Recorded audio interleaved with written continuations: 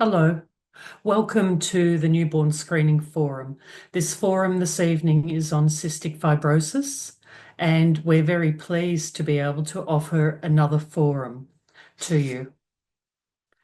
I'd like to start by acknowledging country and the traditional owners on the land in which we are meeting this evening, and to their elders past, present, and emerging, and wishing all children the same health outcomes and longevity for across Australia.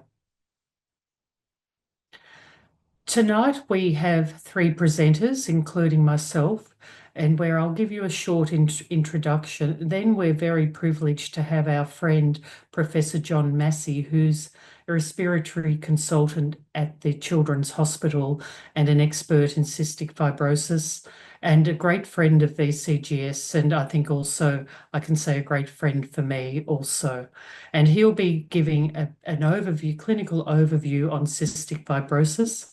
And then this will be followed up by Holly McNamara, who will be presenting on the pre-analytical processes and the importance of these to support cystic fibrosis and all newborn screening. Now, as always, we're going to allow time for question and answers. So if you could please look at your Q&A button and add any questions you would like to the forum, and we'll answer those towards the end. We have some learning objectives, 3 for tonight, and the aim is to provide maternity service providers with an update on cystic fibrosis to support newborn screening, and to be able to discuss CF screening with mothers, new mothers and partners for their babies, and to also understand the importance of pre-analytical errors and how they can affect cystic fibrosis screening, and look at the consequence of a parental refusal associated with screening. So they're our big learning objectives for this evening, but I'm sure you're going to get other points out of this. So we are in our 60th year of screening in Victoria. We have, at the end of 2024, we had screened 3.8 million babies across that time. This is an amazing number and a fantastic achievement. The program itself has been expanding, and we'll continue to talk to you in other forums about the program's expansion. But tonight we really want to focus on cystic fibrosis, which we introduced into the newborn screening program in 1989. So this is 35 plus years ago that CF has been part of screening. And this has changed babies, children's, and adult lives over this time. It's an amazing program for the CF community, and you'll hear more about that from John. And we do screen, when we screen in the laboratory, we're using a multitude of methods, and we're actually tests, and we're trying to actually put together a bit of a melting pot of all the conditions and balancing what we do. So we have some KPIs for screening, and we like to divide what we do up into processes. And when we send information back to maternity service providers, one of the KPIs that we'll send back is whether the sample has been collected in the right time frame. So less than 72 hours post-birth is the information that we'll send back. That the transit time to the laboratory is within a reasonable time frame, and that's 96 hours or less. And in the case of CF, we're aiming to refer a screen positive baby by the time they're 1 month of age. And John will explain this a bit more as we go through. But there's a lot in that pre-analytical and what you can do as maternity service providers to help support that whole journey. Once the sample, the dried blood spot sample, gets to the laboratory, what we do, we run a first tier assay called IRT, immunoreactive trypsinogen. And we take the top 1% of those results, and we run a CFTR panel, and John will talk to you more about CFTR, and by a PCR mass spec assay. And we have some of our wonderful team members here showing off our instrumentation in the laboratory. And everyone is a dedicated team member, and it's a fantastic team that we're lucky to all work as part of. And the newborn screening program community also. So there's a lot of information.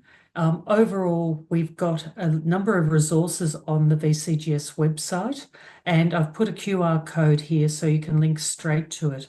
One of the resources is a guide to how we actually process CF screening overall, where we start with that IRT, go to that genetic testing with the PCR, and then post-referral, the sweat testing.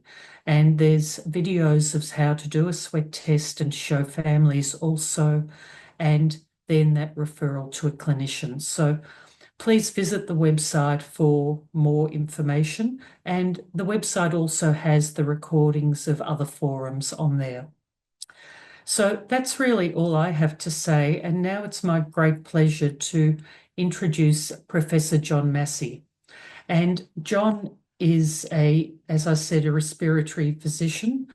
But I think we've got some fun facts about John. John is an athlete also, and John is an open water swimmer, but not just any open water. He really likes the cold water in the winter swimming.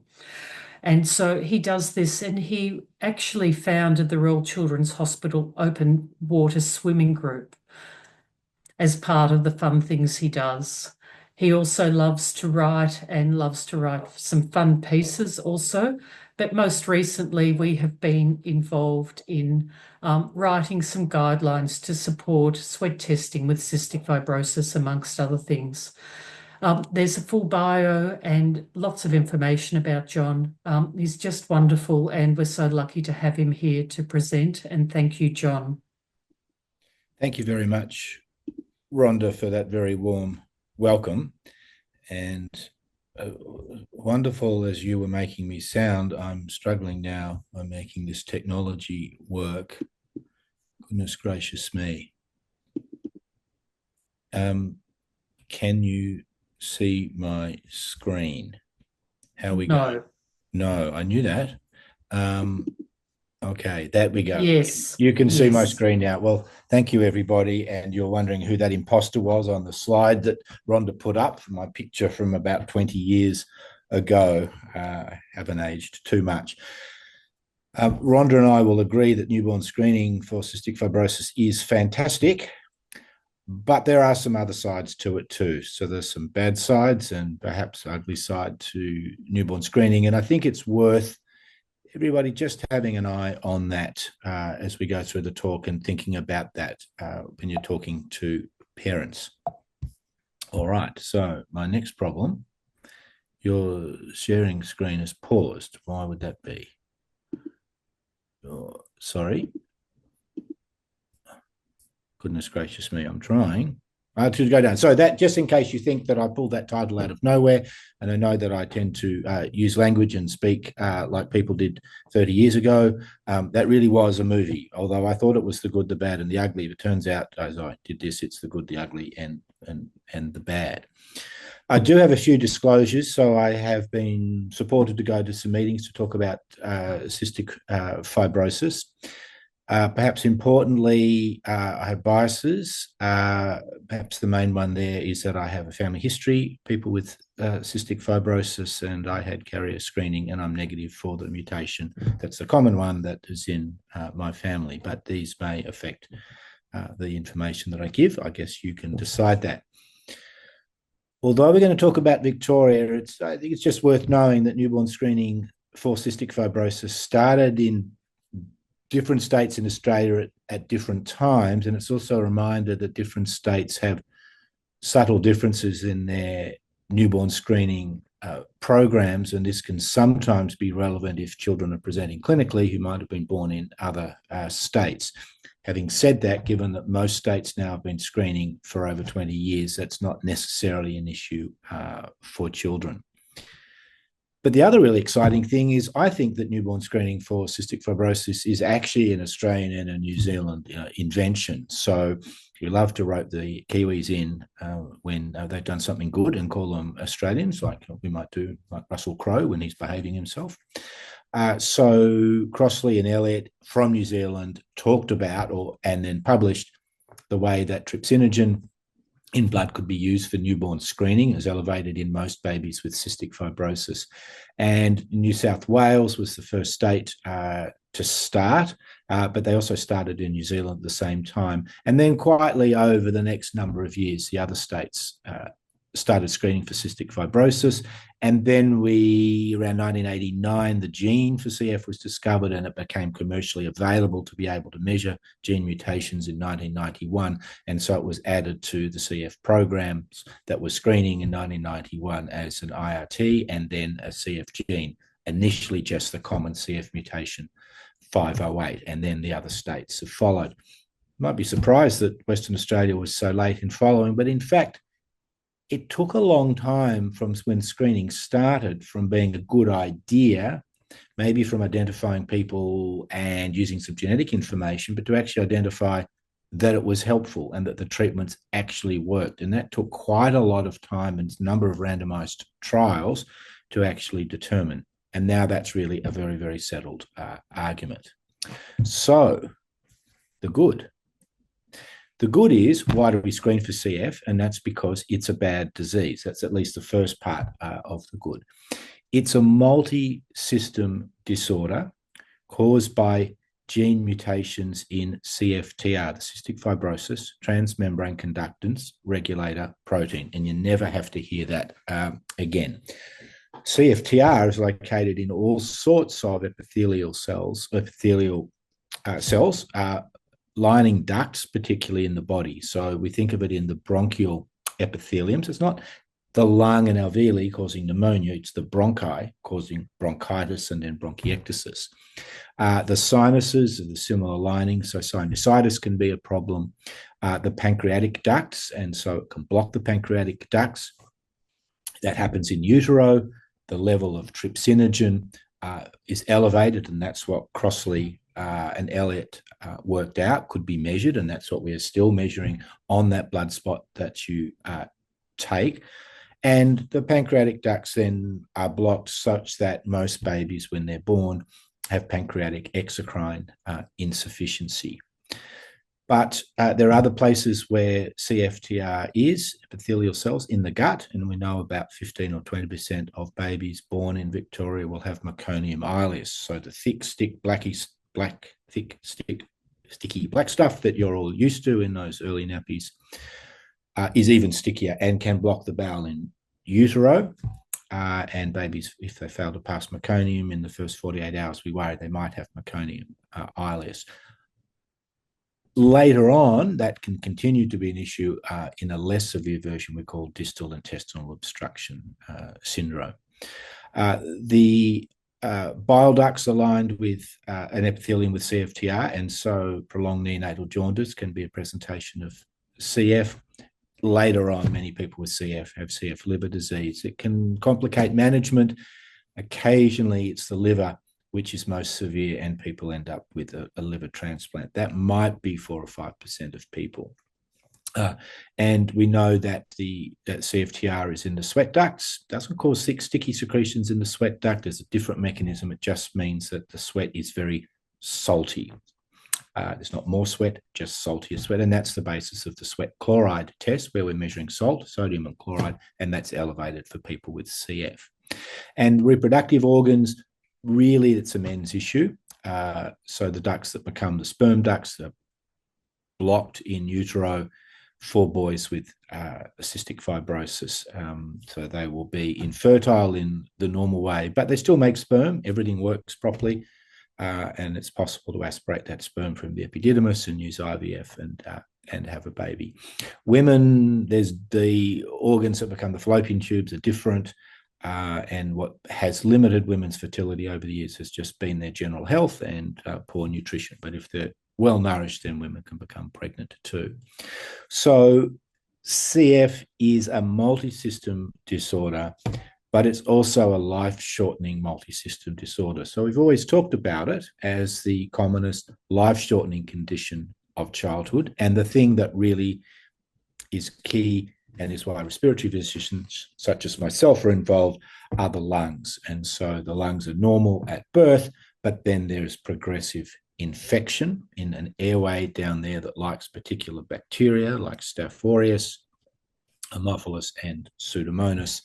And then those lungs over time gradually become damaged, develop bronchiectasis, more lung tissue is damaged, and those children will pass away from end-stage respiratory failure.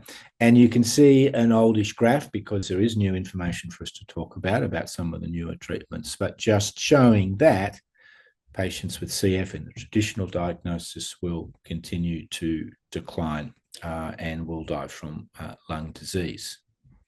So this is the CFTR. I love this picture, and this is the cystic fibrosis transmembrane conductance regulator protein, so that you wouldn't have to hear it again, but now you have. And that is a channel that lets chloride through, and that channel opens and closes very fast. There are 2,000 gene mutations associated with CF, 2,000 gene mutations in CFTR, but the most common one is called still call it delta F508 or 508 deletion, and 70% of all mutations are 508. And then there's a handful of other common ones, 4 or 5, and then perhaps 12, which are really the most common. After that, they get very, very rare indeed. But that knowledge is going to be important when we think about the newborn screening paradigm. So this is what happens. There's a mutation in the CFTR gene. There's reduced function of the protein in various different ways. The airway surface fluid is altered in its electrolyte composition. There's defective mucociliary clearance, and then there's this sequence of infection, inflammation, mucus obstruction, and round that goes, and the lungs are damaged. So normal at birth, progressing over usually years rather than months, many number of years, and then getting worse and worse as that disease escalates. So we screen because CF is bad, but we also screen because early treatments make a difference. But early treatments in traditional CF are substantial. So we've talked about pancreatic exocrine insufficiency. So there's enzyme replacement, there's salt replacement for salt loss, there's fat-soluble vitamin deficiency, nutritional deficiency, there's need for recurrent antibiotics and sometimes admission to hospital for intravenous antibiotics to slow the progression of the disease. There's various agents like pulmozyme in there or hypertonic saline to go along with airway clearance or physiotherapy to break down mucus and cough it up. But over the years, newborn screening with early treatments such as these, albeit taking a long time to do each day and rigorous, have improved the outcomes of people with cystic fibrosis. So we can see for 10-year-olds and 18 and over 30 how the average lung function has increased with time. And then if we look at the bottom, we can see the number of women becoming pregnant because they're staying healthier, and we can see that the annual mortality rate going down. And the good news is that survival, this is from the latest North American data registry, but our data registry is very similar. It actually quotes 61 years. Now, that includes some of the new drugs I'm going to talk about shortly, but we would say that if somebody had cystic fibrosis and standard treatment, then we would anticipate a baby born now would live at least until their 50s. The new drugs that make CFTR work better are going to change that to extraordinary numbers that maybe are 60 or 70 or more. But there are some people who aren't going to be responsive to those new fantastic drugs, and still their outcome is a lot better than it used to be, and newborn screening is an important part of that. So Rhonda was hinting at the magic for the good, and that is the newborn screening. So the team that you're at listening are taking the newborn blood spot. It's going to Rhonda to put in one of her whizzes to measure trypsinogen, and we take the top levels. If it's above the 99th centile, then we're going on to do CF gene analysis If it's less than the 99th centile, then we say it's unlikely that baby's got cystic fibrosis and nothing more happens. If the baby's in that elevated group and has CF gene mutation analysis, now not every baby's going to have CF. In fact, most don't. Various reasons to have a high IRT, stress babies, sometimes premature babies, all sorts of diseases can do that. But CF is the main specific disease for an elevated IRT. In that analysis, we measure 12 gene mutations. So I did say that there were 2,000 gene mutations, and at the moment, we're not measuring all of those. That may come with next gene sequencing. At the moment, it's 12 mutations. So there are various possibilities. And the first is that we might not detect any CFTR gene mutations, and then we would say that infant has a low risk of CF, and there would be no notification. It might be that that infant has one CFTR gene mutation, and that would mean we know one of the 12, but we don't know the other 1,988 gene mutations because we haven't tested for them. So we need to do something else, and that's where the sweat test will come in, and those babies will be referred for a sweat test. Or we might find that they have two of those 12 mutations, and we know that that baby will have cystic fibrosis. We'll still do a sweat test, but we will make a referral for newborn screening to the CF clinic. So for the babies then having the sweat test with one mutation, they might have a negative result, and then we think they truly have only one CF mutation. They're a healthy carrier, and they'll go and have newborns. They'll go on and have genetic counselling because one of their parents, but maybe both, and only one gene's come through, could be carriers. If it's a positive test, so they've got a high ART, one mutation, commonly 508, and a positive sweat test, we know there must be a second CF gene mutation. That's then called cystic fibrosis. So the baby comes to us, and the clever people in the VCGS will go and find that CF gene mutation, and they virtually always do. And crazy as it is, there are no new mutations. And when they find that second mutation, one of the parents has got it. And if we went to test, one of the grandparents would have, and it would go back 300, 400, 500 generations back. It's a very long, long way back. So that's some of the magic. Sweat test, I think, is worth knowing and looking up on how it's done, but it's a relatively straightforward, non-invasive sort of test. It takes about half an hour to set up, about half an hour to put a sweat glands to sweat, and then there's some more magic in the lab for measuring the sweat chloride. So people might ask, and then we've made the videos to show you how to do it, and we can come back and talk about that later. One of the reasons I showed you all those different states was that different things happen in different states after a newborn screening result is positive. So here we rely on our CF genetic counsellors attached to VCGS who will follow the results. So they will deliver the news to the family. I don't know how they do it, ringing families out of the blue and telling them about the news, but that's a really tough job, and they're fantastic at it. If the baby has one mutation, they'll arrange for the sweat test. If the sweat test is negative, then we don't need to get involved, and they will arrange genetic counselling. If the sweat test is positive, or the baby has two mutations, then they will contact us, and we'll get involved in the CF clinic. So about 1 in 20 of those babies who have one mutation and are referred for a sweat test will have cystic fibrosis. The good news is 19 people don't, but maybe that's also the bad too. So let's think about that. So the genetic counsellors are intimately involved. We've mentioned that they do the talking to the families after screening, and then if there's a positive test, then they'll be looking for CFTR in the family members and doing cascade family testing. As I've hinted, there are 2,000 mutations, but most of them are the 508. Half people will be homozygous, meaning they have two 508s. About 43% of people will have 508 and another, and then the rest is fairly rare. And that's why, with our screening paradigm using 12 mutations, we can pick up just about everyone with cystic fibrosis.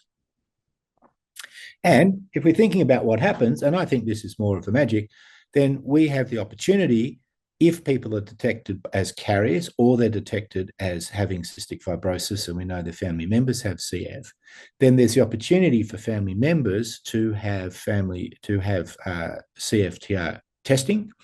And this was some data that was put together before there was community screening, and showed that there was about a 10% or so decline in the live birth prevalence of people with CF, mostly through people not having a second child with cystic fibrosis. So that cascade family testing has had some impact.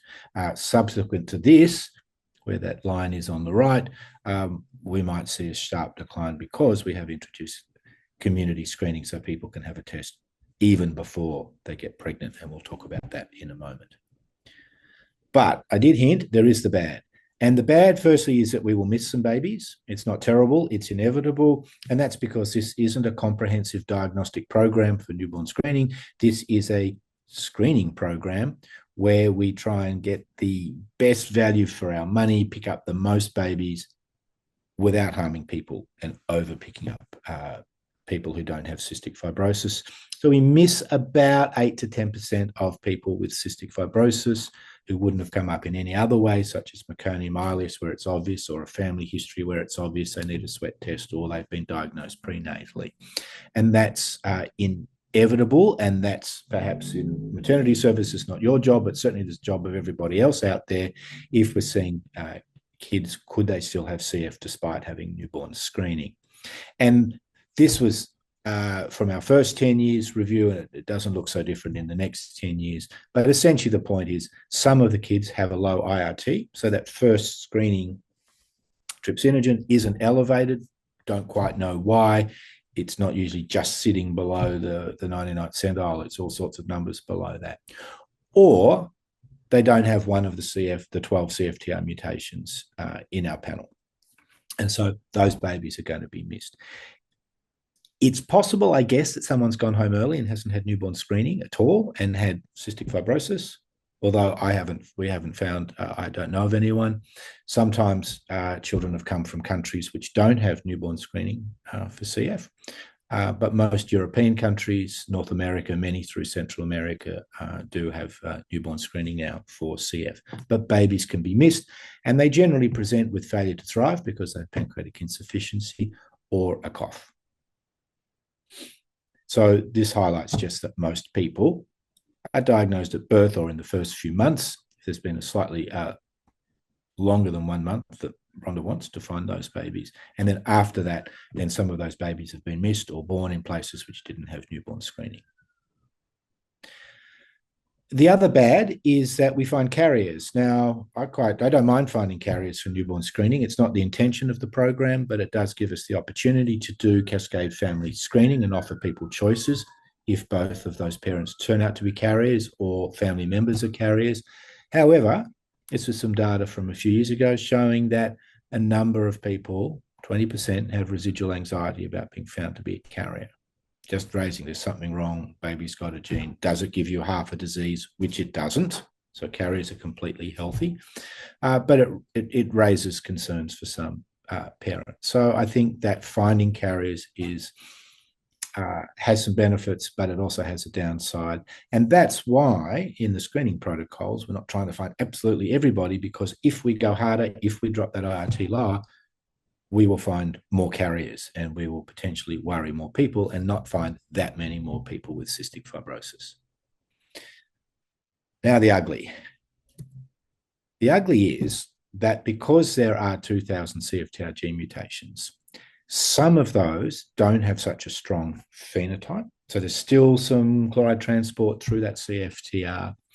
And some of those people may never get cystic fibrosis. So we find them with a high RT. We find them with one CFTR mutation on the 12th panel. We do a sweat test. Normal is 29 or below. Positive is 60 or above, but some of them sit 30 to 59. Some of those kids will turn out to have cystic fibrosis. Some won't. But that's a group of people that we worry. And that's a group of people that sometimes we have to follow for quite a number of years. And parents are asking, is my sick child healthy? Is my healthy child sick? What do we do with those? The purpose of our screening program is to find people with severe life-shortening or potentially life-shortening CF. So finding these people who may have CF or may have a variant, sometimes they have sinusitis, pancreatitis, later on in their life isn't the idea of screening. But depending on the program, and in California, where they go for something to me that looks like a lot more of a comprehensive diagnostic program, they find a lot more of these kids. And there's an awful lot of people who are of parents who are very, very worried about their kids who look completely healthy and are completely healthy, but maybe have a risk later on in their 60, 90, 100 years of developing symptoms that relate to CF. So this is really quite a vexed question. And I think it's perhaps the ugly side, because I think we are at risk of potentially worrying families unnecessarily. So this is really what happens in newborn screening. We often have a healthy baby looking forward, and if they have 2 of the common CF gene mutations, we know they're not going to stay healthy. But when you're finding a child with a CF phenotype, with CF symptoms, and you look back and put the pieces together, well, then it becomes more obvious. So this is a little risk of screening. But, well, everything has changed. Well, nearly everything has changed. The goalposts have moved. We now have what we call highly effective CFTR modulator therapy. And the current version, because these have been developed over a few years, is a triple combination. Elexacaftor, tezacaftor, and ivacaftor. And what this combination drug does are 2 correctors that help take the CFTR that has the gene mistake in it, the 508 gene mistake, and get it to the epithelial surface and then potentiate it to make it work like a chloride channel. The very minutiae specifics are still not totally clear, but these drugs have been studied. Well, this one has been, and there's a new one out that's going to be a once-a-day therapy, has been studied extensively in randomized controlled trials. And so this is some of the key data in the randomized trials, that people on this will have an improvement in their lung function by at least 10% within 4 weeks. And we also find that people within 2 weeks will have a significant drop of their sweat chloride test below the cutoff value of 60, which says you have CF, and here it says 40, but in some of our patients, when we've measured their sweat chloride, it's been 25 or it's been 18, and completely remarkable. So this drug has revolutionized CF care, and we're fortunate that the age at which we can start it has now been brought down to 2 years of age. So in the first few years, we had it from 12, and then the year before we had it from 6, and then late last year we've got it from 2. Ideally, we're going to get it from 1. And so babies who are born, and if you remember, I said the lungs are normal at birth, so we keep them well for the first couple of years. But if we can get it even sooner, then potentially they may not develop the lung disease at all. And we've certainly seen people with significantly damaged lungs improve dramatically in their lung function, their weight gain, their quality of life. The CT scan, if there's been mild changes, have reversed, and if there's been more severe changes, have essentially dried up. The airways are less thick, there's less mucus in them, and the patients are not coming into hospital, they're not needing as many antibiotics, and they are not dying. And so this is adding decades of life to people with CF. So it's really very, very exciting times. And as I showed you at the beginning, what standard treatments look like, these patients will still be pancreatic insufficient, because most of them have developed pancreatic insufficiency in utero, but instead of taking about 12 medications, fairly commonly from a few years of age, they'll be taking their tablets morning and afternoon. And if the new drug that's just been licensed gets funded, then they'll be taking it once a day, which will be really quite extraordinary. So that is newborn screening for CF. But there's a related topic, which is carrier screening for CF, that I just wanted to throw in because you're in the maternal child health space. And it's possible to use the same technology that Rhonda has in her lab to actually look for gene mutations before anyone has a baby with cystic fibrosis. So you might remember the slide which showed that if you've had a baby, we know mum and dad are carriers, or then it's possible to avoid a second child with cystic fibrosis. But now you don't even have to wait to have the first child, which I think is really a far better option. So genetic carrier screening for CF has been possible in Victoria since 2006 on a fee-for-service basis. But that then has been now supported by Medicare from November 2023. It's possible to have a test prior to pregnancy or in the early phases of pregnancy to detect whether you're a carrier for cystic fibrosis. And that's also linked to carrier screening for spinal muscular atrophy, which is on the newborn screening program, and Fragile X, the commonest cause of mental retardation.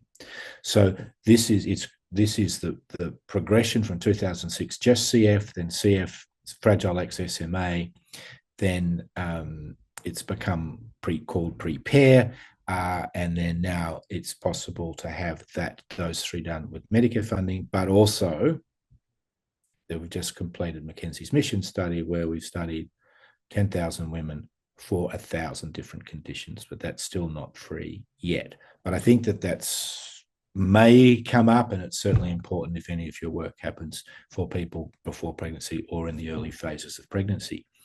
And because we want to leave lots of time for questions, I'm going to finish there, but happy to answer questions. One of those two sea-based creatures is me, and the other is a turtle. Now, so it's my pleasure now to stop sharing my screen and introduce Holly McNamara. And Holly is the newborn blood spot screening program educator at VCGS. Holly, take it away. Thanks, John. Good evening, everybody. My name is Holly, and I am the new newborn screening educator here at VCGS. I'm super excited to be here and just wanted to say thank you for spending your evening with us. I thought today would be a really good opportunity to talk about some key elements of the newborn screening process, specifically the pre-analytical phase that Rhonda touched on earlier. So I thought it would be great, a great opportunity to look at decline of screening, the timeliness of collections, and the quality of samples, and why these three things are really important in terms of setting the foundation for the screening process. So we have seen an increasing refusal rate over the last few years, not just in Victoria and the Victorian program, but across Australia. The newborn screening program is a voluntary program, and although it's highly recommended, parents do have the right to refuse. So I think when looking at decline of screening, it's really important to remember the aim of the newborn screening program, and that's to identify infants at risk of rare but serious health conditions and identify them early, which enables timely intervention to prevent long-term health implications and ensure better health outcomes for those newborns.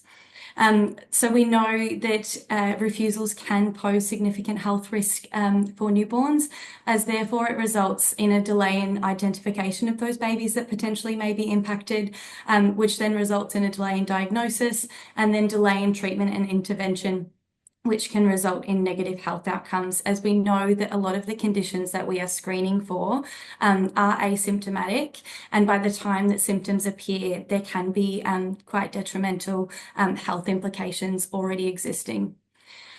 So if we are experiencing families declining screening, it's really important to follow up, engage in a deeper conversation with the family, and it's really important to educate them on the why behind what we're trying to achieve and what this program does, highlighting the benefits to the newborn for screening, and then also highlighting the potential risks of not screening as well.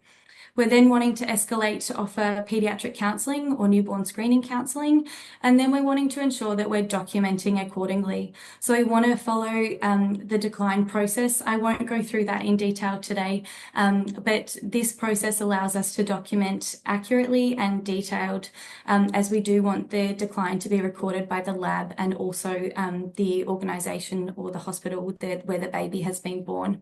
And then we're wanting to advise the family to seek medical attention if the baby becomes unwell and to inform their care provider that the newborn screening was not completed. And then, of course, letting them know that they can change their mind at any point. So the timeliness of collection is also really important when we're thinking about the timeliness of the overall screening program. Collection within the ideal timeframe of 36 to 72 hours is really important, as this timeframe represents the balance between the baby's metabolism establishing independently of mum and avoiding a delay in diagnosis. As we know, a sample taken too early can result in a possible false negative result, and a sample taken too late obviously leads to a delay in diagnosis and therefore treatment. I wanted to touch on quality of samples as well. That can also impact the timeliness of the entire process. So when we are collecting a sample, we're wanting to make sure that we're not touching the sampling area. The Guthrie card is made out of compressed cotton, so it is quite fragile and can be contaminated quite easily. So just making sure that we're not touching that sampling area and avoiding contaminating the cards by creams and lotions and antiseptics that may be on our hands. Washing our hands and wearing gloves when we're handling the Guthrie card. And then just being wary of where we're placing the card, as they can be contaminated by soiled bench tops, whether it's TPN fluid or milk or any contamination that might be on a surface that we're placing the card on. And especially in relation to cystic fibrosis, fecal contamination can result in false positives for CF. So just making sure that the heel is nice and clean before we start the collection. And then we're wanting to ensure that we have 4 circles completed on the card. We have increased the number of conditions that we're screening for, so we do require the 4 samples to be completed. And then once we have a good quality sample, we're wanting to maintain the integrity of the sample. So the way that the card is stored can impact the quality of the sample. So we're really wanting to maintain that quality of the sample. So we're wanting to store cards away from direct sunlight in a temperature controlled environment, as we know IRT levels decrease with humidity. Therefore, we're wanting to avoid missing those babies that may potentially be impacted. We're wanting to keep the card stored in paper, never in plastic, as it can sweat and result in a disruption in the testing. And then we're wanting to send to the lab within 24 hours of collection, because we know as well IRT levels do decrease over time. So making sure that we're sending off those cards within the 24-hour period. So I thought some key take-home messages today is following up on refusals, supporting and guiding and educating families does increase the program uptake. So it's really, really important. Timely collection is also really important. It improves newborn screening efficiency and accuracy, and also focusing on high quality samples, as that ensures accurate newborn screening results and assists in the timeliness of the entire process. Thanks again for having me, and if you ever need any newborn screening education or support, please reach out. I'm more than happy to help. Thank you. I will pass to Rhonda. I think we're doing some question and answers now. Thank you, Holly. I'd like to invite everyone who would like to share in question and answers to turn their cameras on, please. And thank you. That was wonderful, Holly. This is Holly's first official forum. She came in as a guest last time. So wonderful, Holly, to have you on board. And John, I'm going to say thank you right now. You're wonderful as always. And thank you. We have some questions, and we have a number of minutes that we can ask some questions, and I can see there's a few here. So I'll see how I can manage these. I might just start with about to John. There's a question on carrier screening. Since carrier screening has come in, how has this affected the newborn screening for cystic fibrosis? That's a really good question. And so I'm going to start by saying I think that carrier screening for CF and newborn screening are two ends of the same rope. And we've actually written an editorial in the Journal of CF with that title. So they're complementary and they don't replace each other, but there is an impact. So there have been many thousands of people who have taken up the carrier screening program in pre-pregnancy or early pregnancy since it began in October 23. And we had far fewer diagnoses of CF last year. What I'm not sure of is that just a statistical anomaly, because the number of babies we get sometimes go up and down every now and then. But my suspicion is that there are fewer babies with cystic fibrosis. However, we have to remember that we're not going to capture all the babies with the carrier screening program. So many people won't do it, don't know about it. It's not for them. And so I think we're still going to need cystic fibrosis newborn screening in the mix. Thank you. I think that was really comprehensive. My knowledge of it is that we had pretty tightly 1 in 3,000 babies at one point with cystic fibrosis. I feel as though now we're heading towards a 1 in 6,000 scenario, or maybe even less.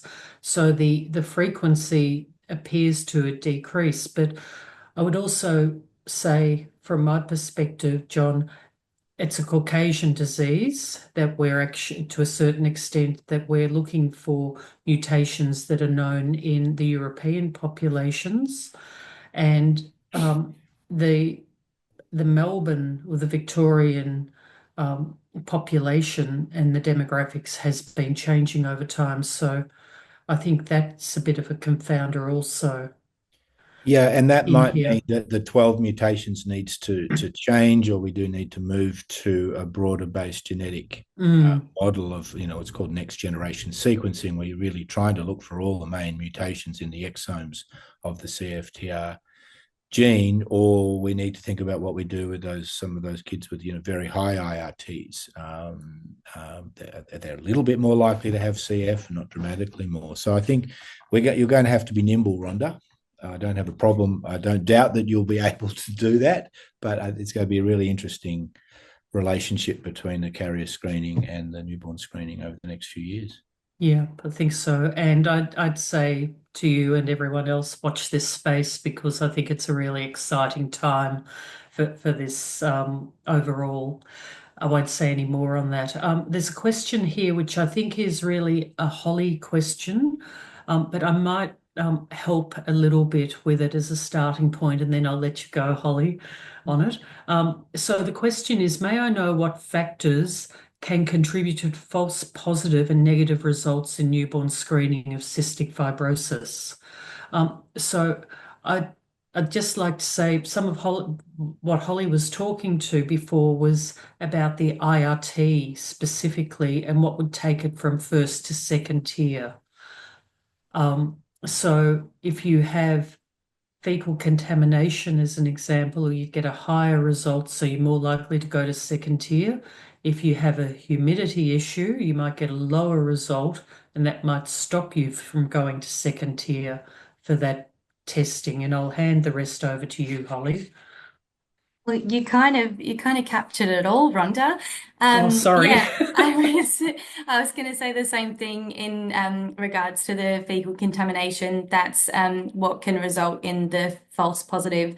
And from my understanding, Rhonda, you can tell me if I'm wrong, but that's due to the increasing amino acids in the result, which is what leads to the false positive, I believe. Yeah. In I think terms of it's the the negative. IRT in the feces itself. Yeah, Yeah. yeah. And whatever else is And happening. And the negative results, you hit the nail on the head in terms of the decreasing IRT if the sample is left in a humid environment, and if the sample is left for a period of time before it is actually tested, that can decrease the IRT. Yeah, John? Oh, well, I just wanted to add that because I mean, I haven't been allowed in the lab very much for very obvious reasons, but I have seen newborn screening blood cards with meconium on them, and you can look at them and think, well, what the hell's going on here? Why is there meconium on them, and who would send one in? But the reality is, doing a heel prick, it's not that pleasant for the child, and I'm sure the staff here, while they're very capable and competent, you have to do a lance into the heel and make the child bleed, and then they poop, and then then they only just bleed enough, and you've got your 4 spots covered, and then there's some poo on it, and so it would be sort of logical to think, well, I don't really want to put the baby through another heel prick and clean them up and do another heel prick, but so it just strikes me that this might, though, be the most important test that this little person ever has in their life. So that I think if you're in the unfortunate circumstance of having a difficult heel prick and this poo, I think you just have to console yourself to we do need to have another card for that. So that would be that side. But the other one, I didn't understand what Rhonda said about you've got a humidity issue.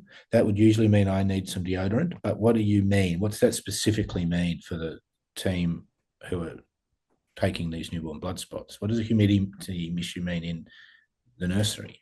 Too much, too low? How do you know? It's probably more, I would say, if you're collecting in the community and you see multiple babies in the one day. So you've got an accumulation of cards and you're potentially leaving them in a hot car on a 35-degree summer day.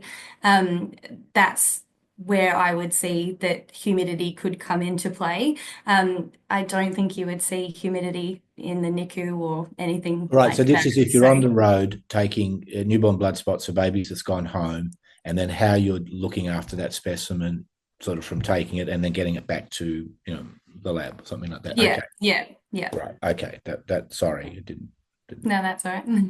it's nice and clear. The other thing is the age of the baby. If a newborn screening is missed and the baby becomes older when the first sample is collected, the IRT is going to be lower with age.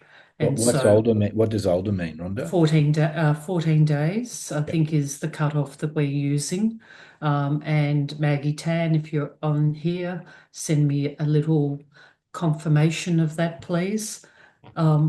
And from that, we would need to we wouldn't ask for a repeat, we'd need to go to the second tier testing because we can't say the IRT is reliable.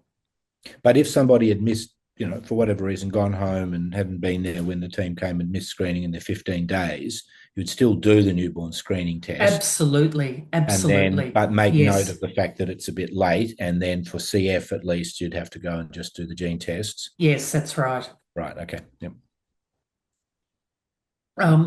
Excuse me. I'm sorry. I think I'm about to cough. So I might hand over to John just to talk very quickly about